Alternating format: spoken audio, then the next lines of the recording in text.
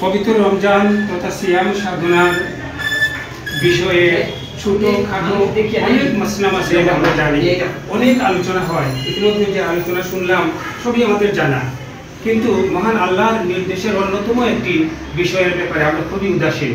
এই বিষয়টা নিয়ে সংক্ষেপে বলে আমি আমার বক্তব্য শেষ করব। মহান আল্লাহর নির্দেশ এই রমজান মাসে যে তোমরা মৌনতা অবলম্বন করো। মানে মৌনতা অবলম্বন মানে চুপ থাকা, মানে কম কথা বলা। অথচ আমরা লক্ষ্য করি এই মাস আসলে কথা বলার জন্য এবং আওয়াজের জন্য মানুষের শান্তি বিনষ্ট হয়ে যাচ্ছে। সন্ধ্যার পর থেকে শুরু হয় তেলাওয়াত মাইকে, রাত 1টা 12টা 1টা 2টা পর্যন্ত। আবার দেখা যায় সেহরির জন্য আবার শুরু হয়ে যায় 2টা থেকে, আবার ওয়াজ নসিহত, আপনার গজল। এমন অবস্থা, আমার কাছে মনে হয় যে রমজানের যে মূল স্পিরিটটা তার থেকে আমরা সরে যাচ্ছি। মহান আল্লাহ সূরা লুকমানের 19 নম্বর আয়াতে সুস্পষ্ট করে বলেছেন যে তোমার কণ্ঠ নিচু করো, নিশ্চয়ই গাধার কণ্ঠ বড়ই কর্কশ। আর রমজানে তো স্পেশাল বলেছেন তোমরা চুপ থাকো। আমরা যদি আল্লাহ আমাদের আল্লাহর দিন সম্পর্কে সঠিক বুঝার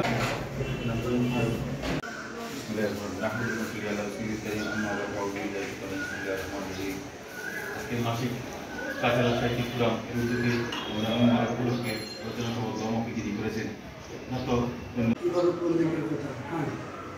দেখতে দেখতে আজকের দিনটা যেমন ঘুম থেকে উঠে অল্প সময়ের মধ্যে দেখি যে জুমার নামাজের সময় হয়ে গেছে। আজকে আমাদের পঞ্চম দিনটি অতিক্রম করছি, ষষ্ঠ দিনটি অতিক্রম করছি, যে এভাবেই ক্রমান্বয়ে আমাদের দিনটি যে চলে যাচ্ছে। গতকাল আজকে মাসিক শাহজালাল সাহিত্য ফোরামের উদ্যোগে আয়োজিত বিসমিল্লাহির রহমানির রহিম।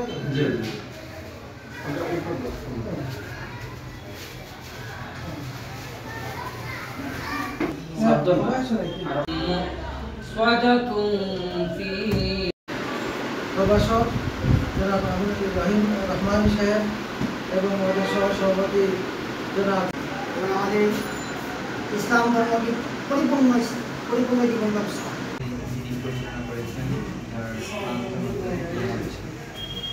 ইসলামিক চিন্তাবিদ এবং